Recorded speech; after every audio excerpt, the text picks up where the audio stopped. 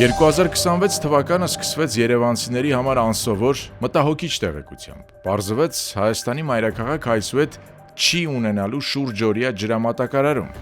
առայժմ ամռան ընթացքում։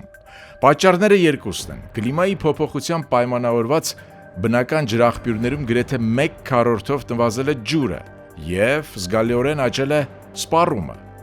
Բարև ձեզ, հարգելի գործընկերներ, սկսում ենք։ Թեև կառավարությունը խոստացել է շտկել իրավիճակը, սակայն ողջ աշխարհում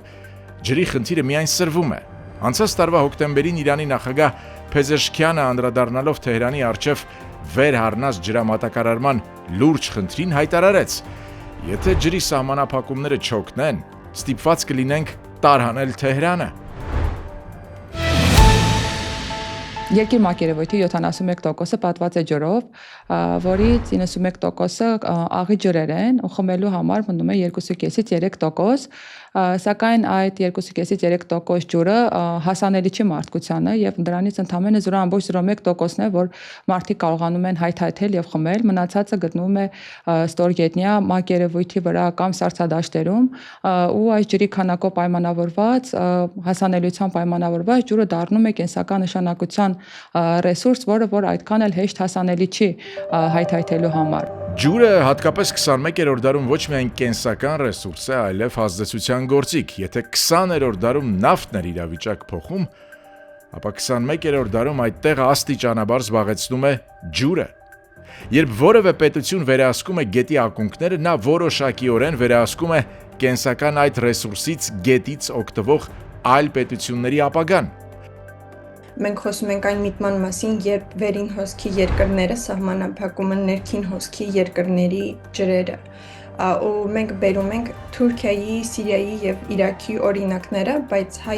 հասարակությանը ավելի օրինակ հայտնի են լինելու Արցախի եւ Ադրբեջանի դեպքերը, շրջափակման ժամանակ կամ Գազայի դեպքերը։ Ջրամբար կառուցելու, ջրի հոսքը կարգավորելու, նվազեցնելու որոշումը կարող է ազդել միլիոնավոր մարդկանց խմելու ջրի, գյուղատնտեսության, էներգետիկայի վրա, առաջացնելով լրջագույն սոցիալ-տնտեսական ի վերջո անվտանգային խնդիրներ։ Կտրուկ է ասված, ամենևին ոչ։ Օրինակները, ինչպես գիտեք, միայն շատանում են։ Հայաստանը հերթում է։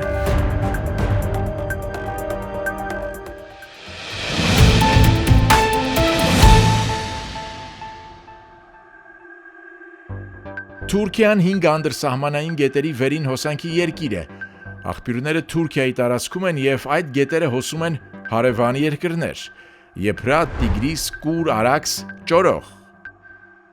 Նման աշխարհագրական դիրքը Թուրքիան դարձնում է հիդրոհեգեմոն երկիր, ջրային գերիշխանություն ունեցող պետություն։ Ջրի կառավարումը պետությունների կողմից կարող է առանց ռազմական գործողությունների ավելի մեծ վնաս հասցնել ստորին հոսքի երկրներին, քան եթե նա կիրառեր ռազմական գործողություններ։ Կախվածություն մեջ թողելով ստորին երկրներին կարողանում է կառավարել նրանց տնտեսությունը, գյուղատնտեսությունը, արդյունաբերությունը, այսինքն բոլոր համակարգերը կախվածության մեջ են դնում։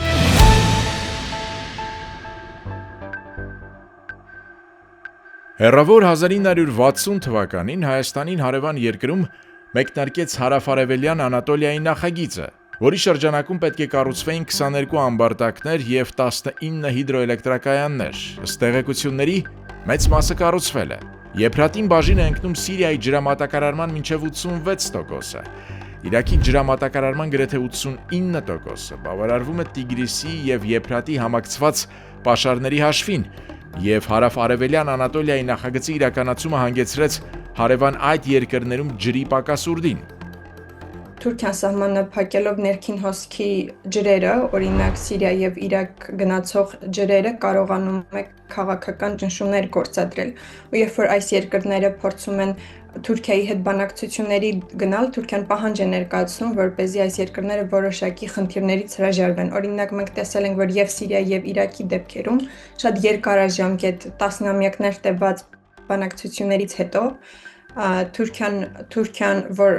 այս երկրներին ասել է, որպեսզի հրաժարվեն քրդական հարցից եւ քրդերին աջակցությունից։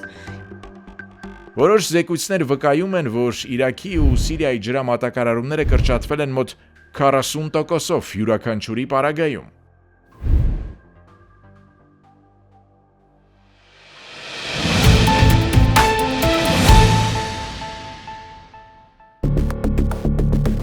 Կուր Արաքսյան ավազանում եւս Թուրքիան որդեգրել է խոշորամասշտաբ ջրային ենթակառուցվածքների ստեղծման ռազմավարություն։ Օրինակ Արաքս գետի եւ Արաքս գետը թափվող Ախուրյան գետի վրա թուրքական կողմը շահագործման է հանձնել 9 ամբարտակ, ավելի քան 1.4 միլիարդ խորանարդ մետր ընդհանուր տարողությամբ, եւս 7-ը գտնվում են կառուցման փուլում, ավելի քան 1.8 միլիարդ խորանարդ մետր ընդհանուր տարողությամբ, որոնց պետք է հաջորդի եւս 7 ամբարտակների կառուցումը 401 միլիոն խորանարդ մետր ընդհանուր տարողությամբ։ Արդյունքում Թուրքիան վերահսկողություն կհաստատի մոտ 3.7 միլիարդ խորանարդ մետր ջրի նկատմամբ, ինչը կազմում է իր տարածքում ավազանի տարեկան գնահատված հոսքի ավելի քան 83%-ը։ Այս ծրագրերը ավարտելուց հետո ուսումնասիրությունները ցույց են տալիս, որ Թուրքիան կառավարելու է հոսքի 80-85%-ը եւ սա առաջին հերթին նշանակում է, որ Արաքսից եկող ջրերի քանակը քչանալու է եւ ամենաառաջին հետևանքը լինելու է այն, որ Արարատյան դաշտի արտեզյան պաշարները ավելի դանդաղ են լիցքավորվելու եւ երբ որ պաշարները դանդաղ լիցքավորվեն, վատանալու է հողի որակը եւ հողը դառնալու է աղիանալու վտանգ է ստեղծվելու։ Ինչ է սա նշանակում։ Եթե Թուրքիայի տարածքով հոսող Կուր եւ Արաքս գետերի տարեկան ջրի քանակը պայմանականորեն համարենք 100 լիտր,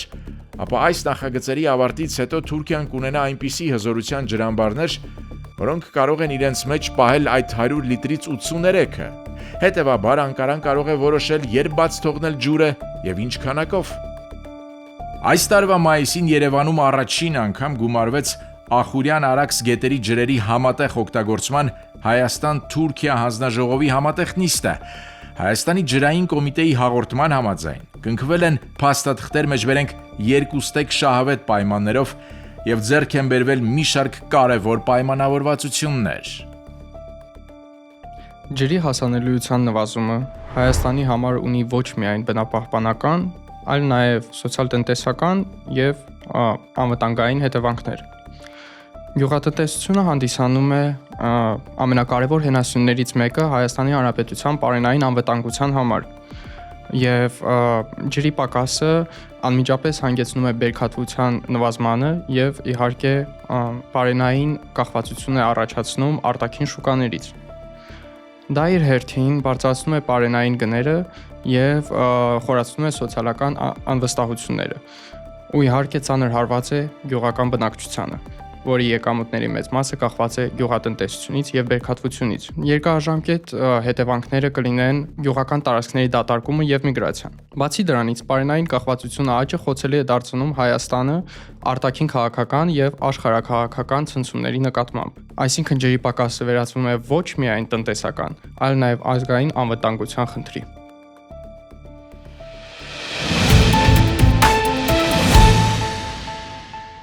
Այն որ մենք այսօր ամեն տարի կամ 5 տարին մեկ Սևանին անդրադառնում ենք, այդ նշանակում է, որ մենք ընդհանրապես մեր ռեզերվն ենք օգտագործում, այդ նշանակում է, որ մենք ջրային ճգնաժամի մեջ ենք։ Միտեղ որտեղ որ 40%, 60% կորուստ լինի, մենք ինչ կանենք, արտակարգ դրություն կհայտարարենք։ Իսկ ջրային ոլորտում դա նորմալ է, հա դե 60% է կորուստը, դարձավ 59%, դարձավ 58.5%, ինչ լավ է, եկեք բան պարգևատրենք եւ այլն եւ այլն։ Սա աղետ է, ոնց կարելի է սրա հետ ընդհանրապես համակերպվել։ Հայաստանի գյուղատնտեսությունը մեծապես կախված է ոռոգումից։ Ջրի հոսքի ցանկացած խաթարում կարող է ազդել բերքատվության գների եւ երկրի պարենային ինքնաբավության վրա։ Վիճկոմի համաձայն հանրապետության վարելահողերը 442,000 հեկտար են, ոռոգվում է մոտ 1/4, 116,000-ը։ Եթե հաշվի առնենք, թե ինչ դեր ունի Արարատյան դաշտավայրը Հայաստանի պարենային անվտանգության ապահովման գործում, իսկ դաշտավայրն էլ սնուցող գետը հենց Արաքսն է, ապա անմիջապես հասկանալի են դառնում անվտանգային ռիսկերը։ Հարց է առաջանում, ինչու է վարչապետ Փաշինյանը հիմա եւ նման սրությամբ բարձրաձայնում ջրի խնդիրը։ Ամբողջ խորությամբ չենք ընկալում։ Ինչ է պատահել եւ ինչպես կտեսնեք քիչ անց առաջիկա տարիների համար ջրի հարցը հռչակում է Հայաստանի թիվ 1 խնդիրը։ ընդգծելով այնպես, ինչպես խաղաղության հարցն էր նախորդ տարիներին։ Ովքեր են կողմները հաստատմանը դեմ չունեն։ Պակաս կարևոր չէ, որ գրեթե 8 տարի գտնվելով իշխանության ղեկին Նիկոլ Փաշինյանը խոստովանում է. իր կառավարությունը չի կարողացել լուծել դեռ նախկին իշխանություններից ժառանգած նման կարևորության խնդիրը ու թեև ջրի կորուստների հարցում որոշակի բարելավում կա, սակայն ջրային ոլորտում վիճակը Հայաստանում աղետալի է։ Գյուղացիական տնտեսությունները Հայաստանում բավականաչափ պատրաստ չեն ջրի նվազեցման խնդիրներին։ Մեծ մասամբ կիրառվում են ավանդական ոռոգման մեթոդներ, որոնք ունեն ցածր արդյունավետություն եւ շատ մեծ ջրային ծախսեր։ Մեր երկրում շատ քիչ են կաթիլային ոռոգման համակարգերը եւ նոր տեխնոլոգիաների օգտագործումը ֆերմաներում։ Բացի դրանից կա նաեւ գիտելիքի շատ մեծ պակաս կլիմայի փոփոխության մասին եւ իհարկե նոր ոռոգման համակարգերի օգտագործման համար։ Այս ամենը հանգեցնում է նրան, որ գյուղացիները հիմնականում արձագանքում են խնդիրներին այդ խնդիրները առաջանալուց հետո, այլ ոչ թե քայլեր են կատարում դրանք կանխարգելու համար։ Եվ իհարկե առանց պետական աջակցության այս խնդիրները հաղթահարելը շատ դժվար է լինելու։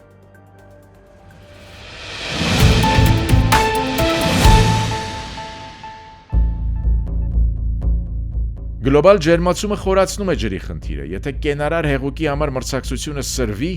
ջուրը կարող է դառնալ միջազգային հարաբերություններում միմյանց նկատմամբ կոշտ ճնշման, հակամարտությունների նոր լծակ ու պատճառ։ Հայաստանը պետք է ոչ թե արձագանքի ճգնաժամին, այլ պատրաստվի։ Հայաստանի իշխանությունները ջրային քաղաքականություն կարելի ասել ընդհանրապես չեն վարում։ Հիմա սահմանազատում, սահմանագծում process-ներ են ընթանում Ադրբեջանի հետ, բայց ջրային թեման ընդհանրապես ներառված չէ այդ բանակցություններում։ Իհարկե առաջնային է, որ Հայաստանը փորձի բանակցությունների գնալ Թուրքիայի հետ, բայց մենք նաև այն եզրակացության ենք գալիս, որ սա հնարավոր է, որ անարդյունավետ լինի, հաշվի առնելով Թուրքիայի, Իրաքի եւ Սիրիայի օրինակները բայց իհարկե փորձը պետք է արվի։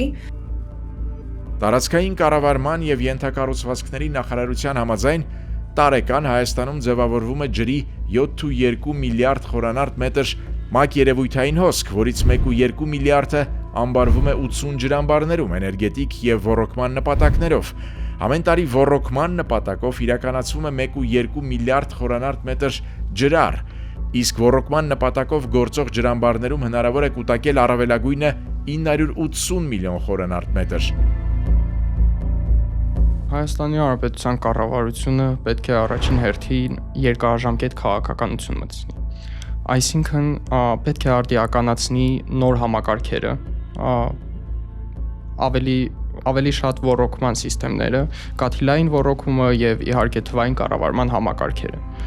Երկրորդ պետք է ներդնվեն ֆինանսական խթաններ, ինչպիսին են սուբսիդիաներ, ցածր տոկոսներով վարկեր եւ ապահովագրական մեխանիզմներ, որոնք կապահովեն փոքր ֆերմերներին եւ փոքր ֆերմերները նույնպես կկարողանան օգտագործել նոր համակարգերը եւ նոր տեխնոլոգիաները իրենց ֆերմաներում։ Ներկայում կառուցվում են կապսի ու վեդու ջրամբարները, որոնք միասին կարող են ամբարել մոտ 55 միլիոն խորանարդ մետր ջուր։ Ծրագրվում է կառուցել եւս 18 ջրամբար, ուր հնարավոր կլինի կուտակել 115 միլիոն խորանարդ մետր ջուր։ Ինչպես նախորդող շրջանում մեր առաջնահերթությունը,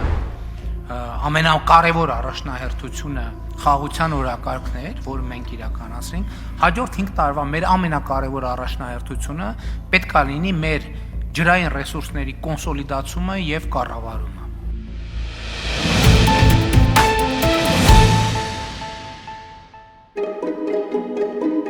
Ըստ տարբեր գնահատականների այսօր աշխարհում կան ավելի քան 260 անդրսահմանային գետեր եւ շատերի պարագայում ջրի բաշխումը դարձել է կամ դառնում է անվտանգության խնդիր, քաղաքականության առարկա։ Օրինակ Նեղոսի ավազանում Եթովպիայի կառուցած եթովպիական վերածննդի մեծ ջրամբարը լարվածություն է առաջացրել Եգիպտոսի հետ, որը պատմականորեն հազարամյակներով կախված է Նեղոս գետից։ Ջուրը այլևս լուրջ լծակ է բանակցություններում, տնտեսական պայմանավորվածություններում, միջազգային հարաբերություններում, ազդեցության ընդլայնման գործում։ Կլիմայական փոփոխությունների պայմաններում այդ լծակի նշանակությունը միայն աճում է։ Ջերմացող աշխարհում ջրային պաշարները նվազում են, երաշտները դառնում են հաճախակի ջուրը թանկանում է։ Ժամանակ անց Հայաստանը չի կարող չբախվել ջրի խնդրին, եւ հարցն այն է, թե որ չափ պատրաստ կլինենք։